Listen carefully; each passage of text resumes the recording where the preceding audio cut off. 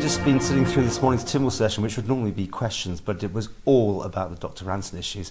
And we heard from the current Minister, Mr Hooper, of Health, who I asked, by the way, for an interview at the end of this, and he said he still can't talk because there's another live investigation. He's under sub judice, so I'm not even sure what's going on here, because nothing in there was mentioned about the second tribunal that's maybe live. He says he's gagged. You think you can now talk? Who was a minister? I know nothing about any second... So let's proceed on the basis we know nothing, therefore we're not committing any crimes, and if anyone... Okay, so you were the man in the frame. You kept quiet for so long. Now, time to talk. Yeah, I mean, for 12 months, obviously, we've had the ruling of the President in relation to sub judice. So out of respect to the sub judice principle, and also out of respect to my colleagues in Tynwald Court, and Tynwald Court as an institution, I haven't spoken in the last 12 months. The President this morning changed his ruling in relation to the sub judice. There's still certain elements we can't talk about because of that ruling this morning, but in general now I'm freer to speak than I have been over the last 12 months. And you spoke, but I didn't hear you taking much blame for anything. I think you talked, but I didn't hear you say no. It was a problem there. I went wrong. Well, I think, I've just been asked in another interview about hindsight, and I've always said hindsight is a wonderful thing. It makes a lot of people look highly intelligent after the fact. I think if there's one thing I do regret from my time as Minister, that I didn't realise the depths that the relationship between the CEO and the Medical Director had actually sunk to. I knew there was tensions there, and I knew there was issues, and there were two issues of concern I raised with the then Chief Secretary when I was Minister, where I was concerned about the way the interaction was going, but some of the stuff that came out in the disclosure of documents in January 2022 ahead of the tribunal, where particularly you had, I believe, two government officers chatting or joking to a certain extent about the change in the medical director's office accommodation, is absolutely abhorrent. It's absolutely disgraceful. I described it in Tynwald Court as something, you couldn't even refer to it as something from a child's playground, because it was actually much, much more abhorrent than that. You did rely on Magson a lot, and this is now coming back to bite you in the bum slightly, I think, isn't it? Because you really, really listened to that woman. No, I don't think that's quite fair. I had advice from all over the place as Minister for DHSC, and you've got to remember during COVID there was a command structure of different committees. Some people seem to be trying to rewrite history and suggesting as Minister for Health I was making all the decisions left, right and centre.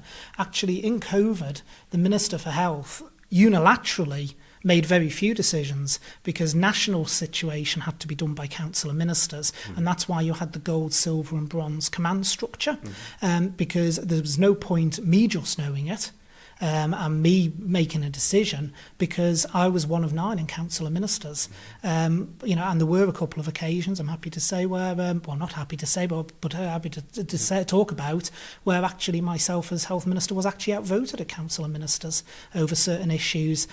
So decisions were taken collectively, and that's why there needed to be that command structure in place. Dr Ranson did reach out to you, though, didn't she?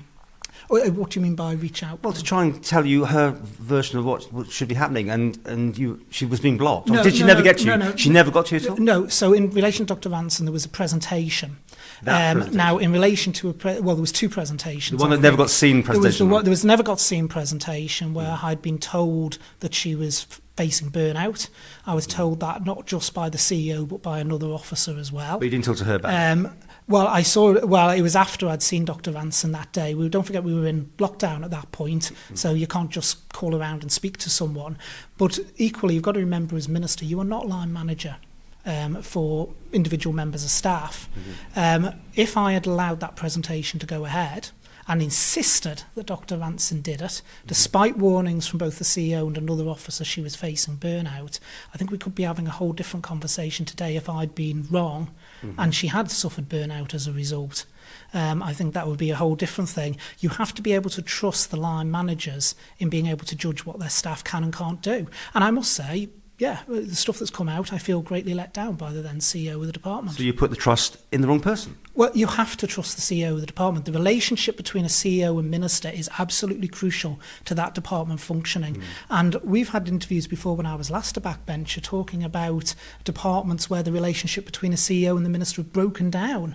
I came in as Minister for Health basically because we were at a point at that juncture where the then CEO and the then minister's relationship had broken, and we saw the effects of that. Okay. But you saw that presentation.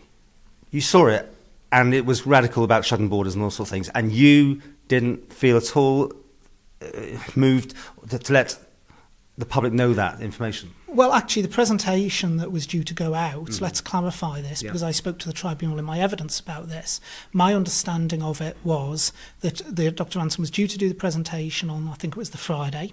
There were concerns, which I received, and the evidence was given to the tribunal, that she was suffering burnout, so she should take a rest day.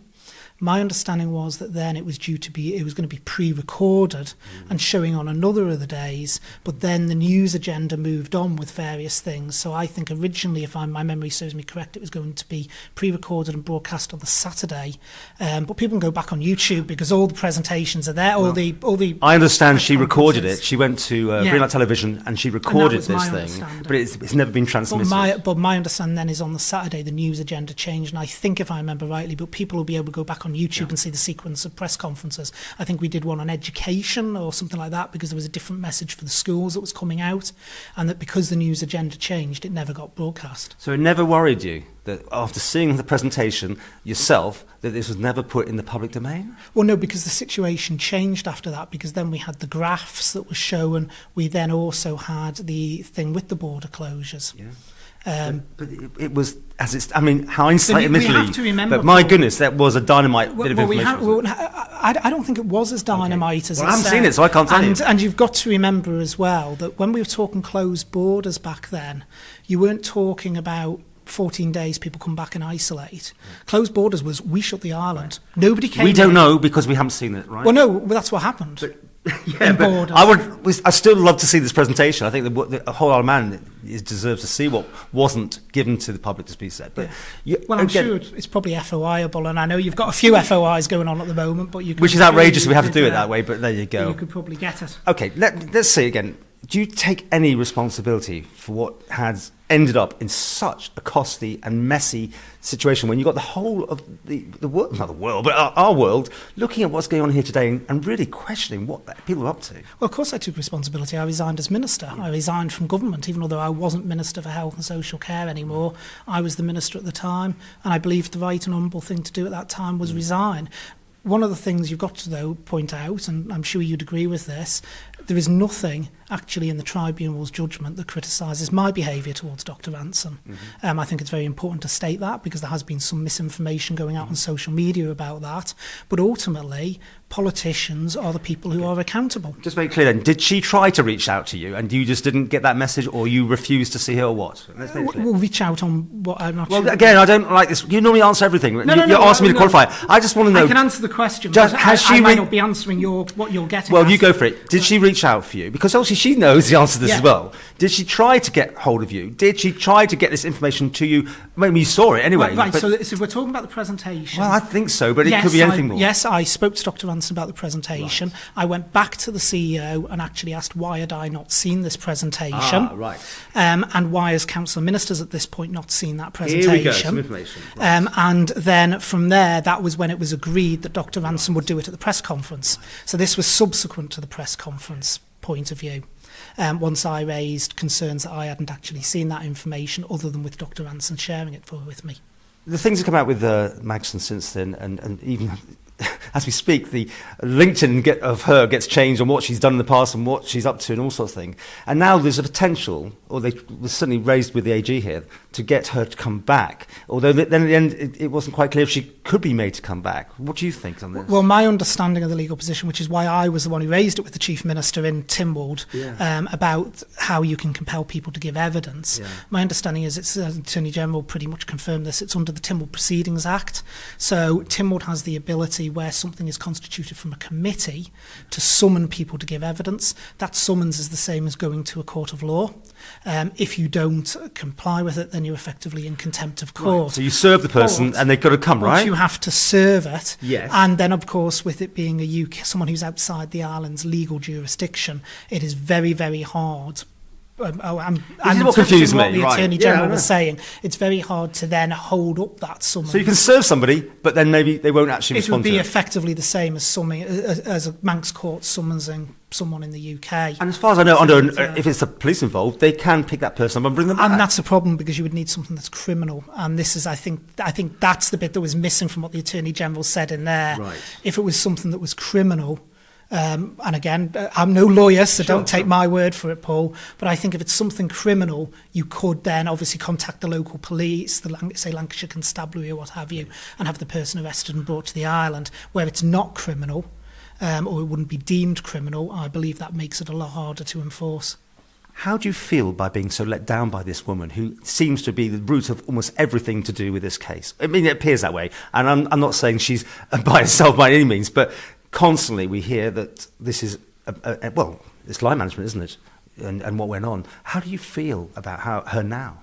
Well, completely let down, as I say. I mean, I'll be honest. There were some things in the role that she did very, very well. And we used to chat about it, and we used camera, to chat saying, about God, with this. Yeah. But in terms of the way Dr Ranson was treated and what has come out during this tribunal, it's absolutely appalling. It's not acceptable in any organisation. But there is one thing. I'm sorry. I know I can talk for Britain, Paul. But there is one thing I think is very important to get on record. And that is something I said in Tynwald Court there, that in my time as Minister for Health and Social Care, and my time as Minister for Treasury and as a backbencher MHK, I have been really privileged to work with a lot of hard, dedicated public servants, in DHSC particularly, with not just doctors, nurses, medical professionals, but also backroom staff who sometimes get a bit of stick, particularly out in the public, saying, what are they doing? The 99% of the people I've seen in the public service are hard-working, dedicated individuals that want to come to work, do a good job, get on with it, and just get the job done. And the thing that I always have the greatest concern about things like this is it knocks confidence in the whole public service, and I think it saps the morale of those individuals as well. And I just think it's important to get that on record. Do you have faith in this committee? And obviously you'll be called, no doubt, to give evidence. I actually do. I like the fact it's got an independent chair.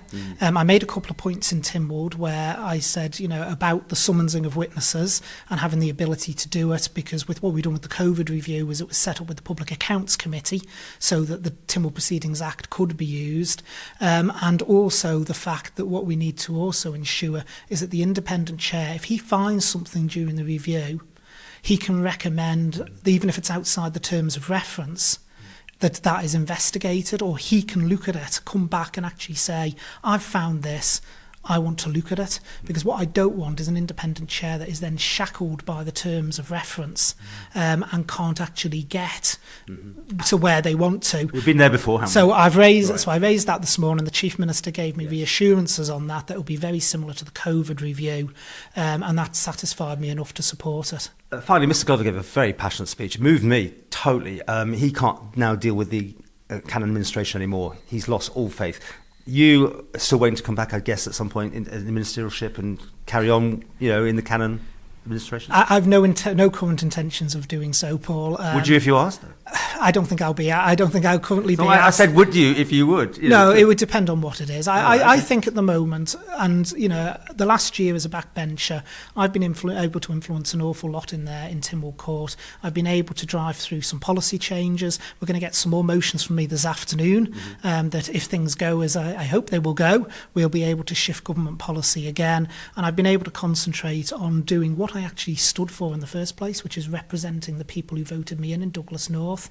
I've been able to spend a lot more time on constituency work and individual issues, and that's what matters to me. Well, we heard that the Chief Minister has now got in touch with Ranson's people, and a letter was sent, I think, written, but he signed it, and that wasn't good enough for Mr. Glover either. It wasn't personal. It went through their thing. What have you done for Dr. Ranson? Have you been in touch? Have you given your apology in person? What? No, because I think it was more appropriate for government to make the apology. The first time I've spoken is in Tynwald Court this morning because of the sub judice. Okay, will you apologise to them? Well, if I have contact details for Dr. Ranson, I'd be more than happy to. Do you take responsibility to some degree? Well, I take political responsibility because I was Minister for the department at the time. But like I say, I do want to emphasise again, the tribunal, in terms of me personally, found no issues with my behaviours towards Dr. Ranson. And I think that is something that perhaps in some of the social media commenters got missed, but I fully take political responsibility. I was Minister of the Department at the time and it was on my watch.